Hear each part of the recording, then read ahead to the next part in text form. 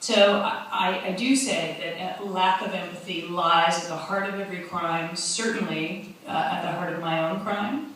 And empathy is what is needed to bring those 700,000 people home from prison and jail every single year.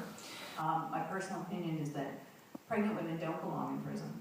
And they should not be in prison unless there's some incredibly compelling public safety reason for them to be there. That women should have their babies in safer settings than prisons and jails.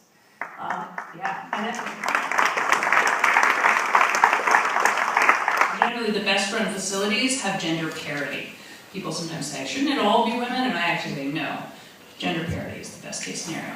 But when you have all these men, and it's hard to imagine, a relationship less equal than the relationship between a correctional officer and a prisoner. And then when you lay that gender stuff on top of it, things can get really weird really quickly. And so in every women's prison and jail, there are incidences of sexual exploitation and sexual abuse.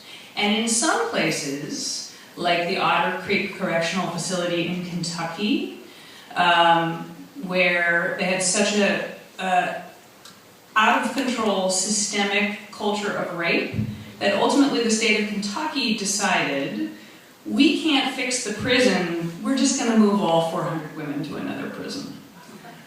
By the way, that was a privately run prison. Third grade? The show came out, is that weird? And I'm like, no, it's okay, prison's weird. So I'm always like, there's nothing more surreal than being locked up, so. But I will confess that around Halloween, things got a little weird. When total strangers were talking to me on Twitter and saying, for Halloween, I'm going as you.